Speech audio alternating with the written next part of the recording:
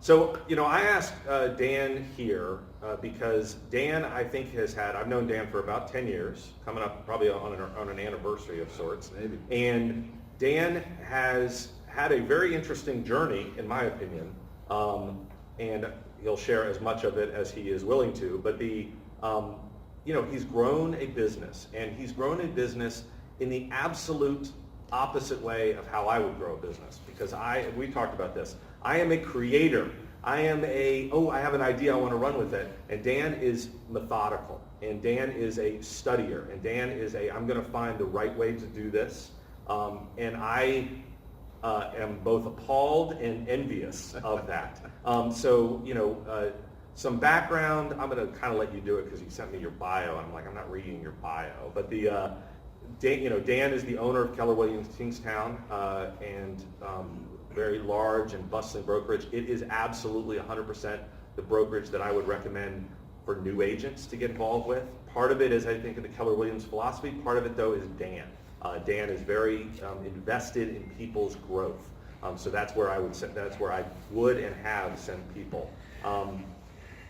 But he's also, is a fully functioning real estate broker and started as that, or a real estate agent. So Dan, why don't you just talk a little bit about how you got into real estate, Sure. And then we really want to focus on lessons learned from you building that business. Okay.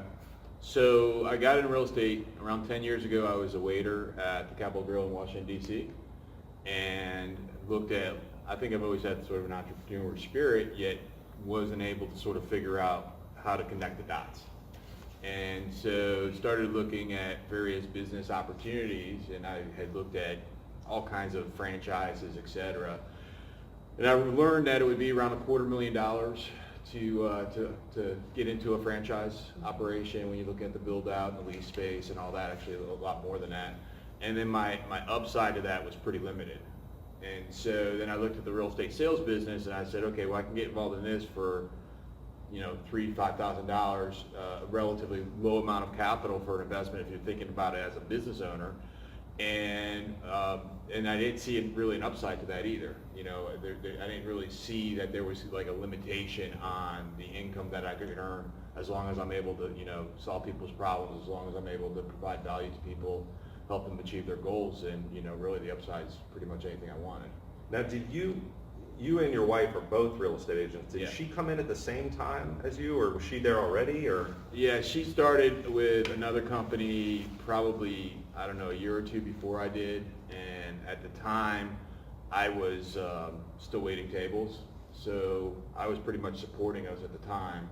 And she had a little bit of a slow start. She would do I call it the roller coaster of what new agents do, where they would go out, they'll find a client or two, and then they'll work with that client or two, and then they'll close it, and then they don't have a client or two, and then they have to go back to finding it. In our sales cycle in our business, you're looking at about a 3-month sales cycle, so that's a little bit tough. Mm-hmm. And it really took her strengths and talents, partner with my strengths and talents, to then get into like a solid, consistent trend of doing business. And this was all starting in 2007. Yeah, 2007. Okay. So talk about that journey. What did that look like? Well, she was when she was as a real estate agent, I was out waiting tables, and I would be doing basically anything that I could do to support her to get business. I remember at the time I knew where every single apartment hunter box in Alexandria was, because they had those free apartment hunters.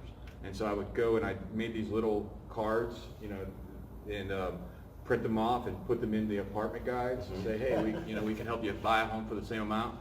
I would put up yellow signs and I would do most of this at like 1 or 2 in the morning when I was getting off work. So, I think I may have got some weird looks, doing this in the middle of the night, but that's really what we started. And then after that, when I started in the business, it was really focusing on, really just focusing on leads, listings, and leverage, which are the 3 fundamentals of my business. All right, talk about that. Well, that's also to share with that. So when I started, if you look at like the fundamental of what we do as business owners, whether this be like real estate sales business or really any business, it's, and my belief is that we're all in a lead generation business. Now, I just happen to specialize